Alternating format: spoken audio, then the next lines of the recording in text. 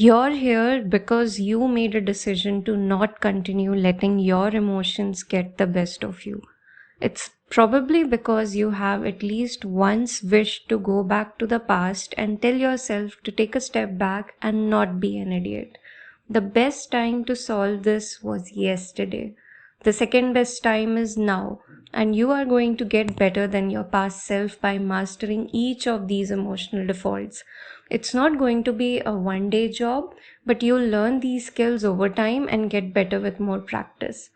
Maybe you have made a decision that came back to bite you pretty hard, and you could only think to yourself, yeah, I wish I didn't say that, or I wish I could have done better. It sucks that it's the feeling that you wish you had more control over yourself and you wish you did not behave the way you did. It could have saved you so much time and money, sometimes even embarrassment. Many people act in the moment, and before they get to take control over their emotions, it's too late. They give away their power too easily. It's not just you. Many people continue doing certain things in a way that they've always done before, sometimes even after knowing that they're only setting themselves up for failure. The good thing is, it can be overcome. You see, this happens to many people because they are completely enslaved under the four inherent defaults of emotion: ego, social conformation, and inertia. I am breaking down the severe consequences of these defaults and ways to overcome these. It's only after people have self-sabotaged themselves and are suffering from the consequences of their actions that they took in the past, they realize what they've done today. And what's the culprit? Emotional defaults. You see, it's not really the conscious mind taking a decision for us always. Our subconscious often wires us to think and act in a certain way. The human mind is so powerful, it is truly limitless in the ways it can be taught things. When we make a subconscious decision to lash out or be angry, we let our emotional triggers get in the way of our life. It's because somewhere in the past we learned certain patterns that are now stored in the brain, which tells us how to do something and how to react to a situation, and it almost becomes a reflex to us. But don't criticize yourself for the fact that you did not have control over your emotional state of being. Evolution has made our brains alert to look at or predict situations to safeguard ourselves and survive. It's just that simple. The emotional defaults get into action because your brain has been wired this way over thousands of years to really protect yourself. It's simply doing its job. While it's not such a bad thing, but you need to understand which of your emotional defaults play against you and then use it to your advantage. The good thing about being able to train our decision making process is that it comes with clear thinking, and it is a muscle that can be trained. It's a skill that can be learned. What differentiates people from those who have control versus those who do not have control is mastery of emotional intelligence. But this doesn't really answer question on which emotional defaults are going to create the path to destruction and how to overcome it.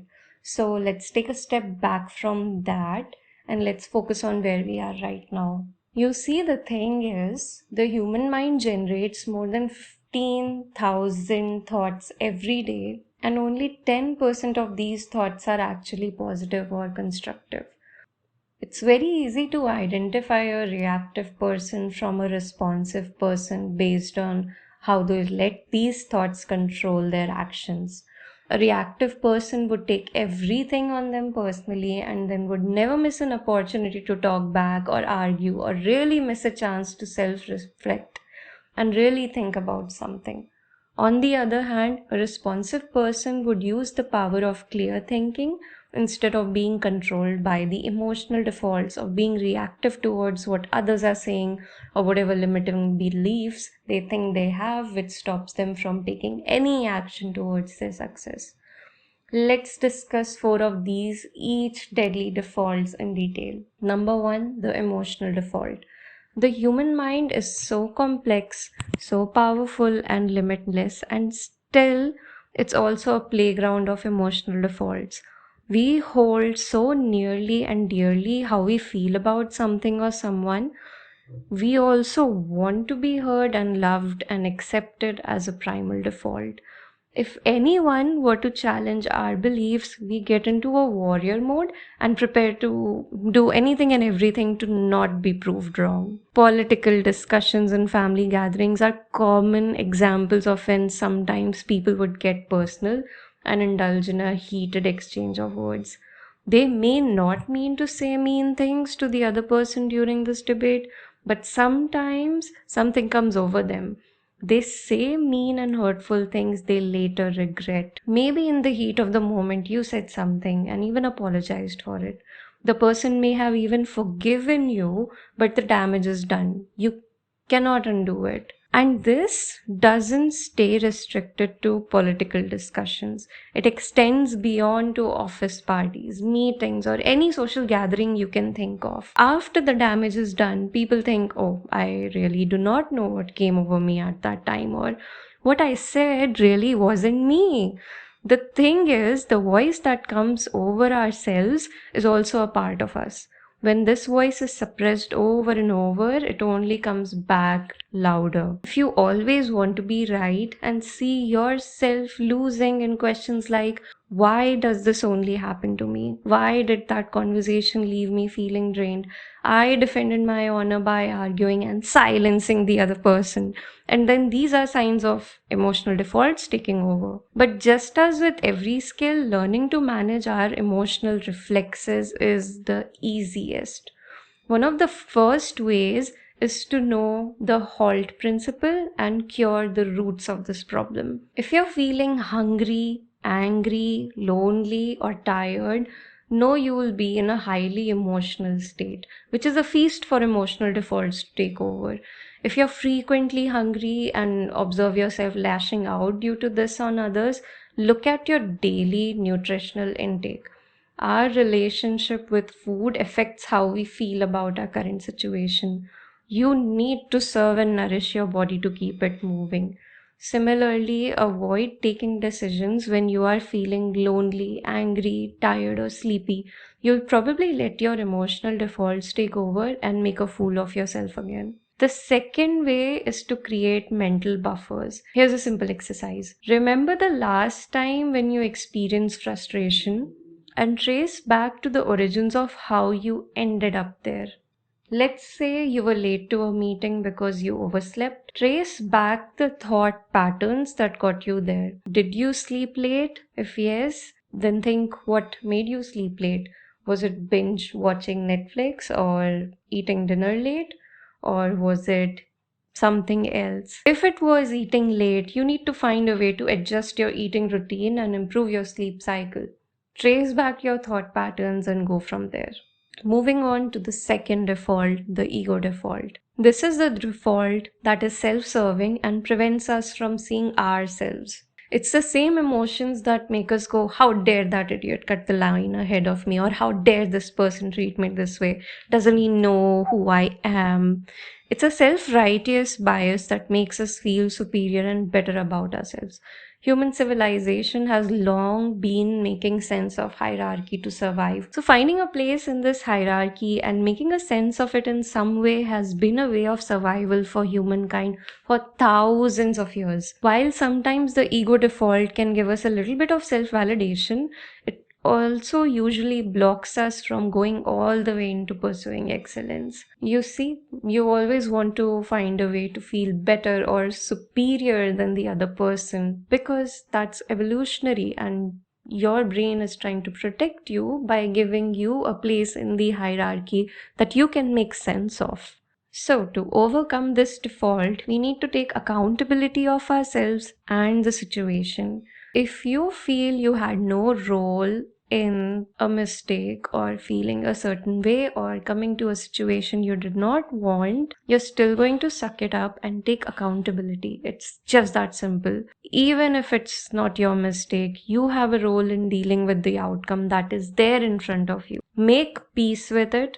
Only because when you do that, you can think clearly about managing the next steps. If you do not, you're going to be stuck in a pattern of finding an excuse to justify yourself in the social hierarchy and keep thinking, so what this person has done. I am still better because I have this. I'm still better than the other person. And this is not how you want to live your everyday life. After taking accountability, learning from the mistake is crucial. We don't like admitting to ourselves when we make a mistake. The ego default won't let us do that and won't let us think that we were wrong, but we have to accept it in order to become more aware of ourselves. Only then we can find a way to learn from the mistake and not repeat it and not choose the path which got us here in this undesirable state to begin with. These are some of the ways to not let our ego get in the way of being our best self. But there are still more emotional defaults led to overcome, which brings us to the third emotional default, the social default. This is the most common default that puts people in a box. Dane Kahneman's book, Thinking Fast and Slow, also sheds light on why people act in a certain way and think in a certain way in group settings. You see, sticking to the group has been a strong driver of survival during evolution. The ones conforming to the group's biases have always seen rewards of doing so, and the ones not conforming to the group's options have been banished in the past and making survival for them difficult because they are alone, they have to manage things alone, they have to secure themselves alone. So it's only the same reason why someone in a team meeting would choose to not share their ideas forward, even if they feel it could be something great. Because the fear of being wrong takes over. The fear of going against group conformity takes over. Sometimes this fear grows too strong that people end up bottling themselves up and don't want to be wrong. Even if it costs them leaving an opportunity, they still choose to be quiet. Usually, everyone would jump to the first solution discussed about a problem in a social setting, any solution to be chosen and conclude the meeting. This is all because it's the social default at work. Outside workplaces, you'll see it in a way in certain religious groups, cultures, and how communities operate. The cost of going against the norm is seen with such fear that group conformity is seen as the norm. But all hope is not lost. This can be overcome too. The ways to overcome this is by being self-aware and being confident. The more confident you become, the more comfortable you get in opening up to a situation. This takes mastery in a skill, a sport, a process, anything. And mastery comes with being self aware and knowing what we know versus what we don't know. A timeless way of being more self aware is given in the book Seven Habits of Highly Effective People by Stephen R. Covey. It has simple solution, which is to write things down. And this works because writing makes the invisible visible. You're going to write down the things you're good at and the things you need to get better at and your goals. The next step is you're going to find a way to get better and meet that goal with practice and increase mastery. So you increase mastery, you increase self-awareness, and that is how naturally you become better at a skill and you become more confident in speaking up and sharing your ideas and opinions in group conformity settings or any social settings where you have a fear that you might be wrong. For example, your goal is to master public speaking. So now you're going to identify solutions to meet this goal. This could be practicing in front of a mirror or listening to speeches of the best public speaking personalities. With practice, you're going to achieve mastery and you're growing to grow your self-awareness. The fourth and the final default that you need to overcome is the inertia default.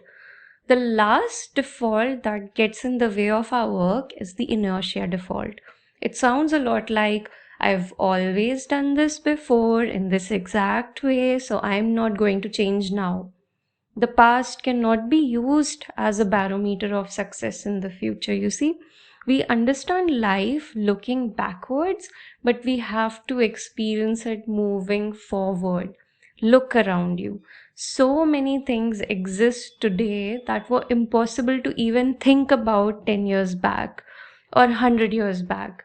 If at that moment of time somebody would have thought things are always going this way, so why should I innovate something, come up with something new, or change the way things have been done, we wouldn't have all the luxuries that we have right now today. So, to overcome this sort of thinking, you have to make time your friend. The test of time will tell us all we need to know whether we're solving the root problem or putting off flames of fire. Let's say you're faced with a problem that keeps coming back no matter what you do. You think that you've already found a solution or that you've solved it in the same way before and it worked then, so it should always work now. But it doesn't go like that all the time, because I have news for you. The inertia default is holding you back. That's not the solution, that's not the problem, that's the inertia default.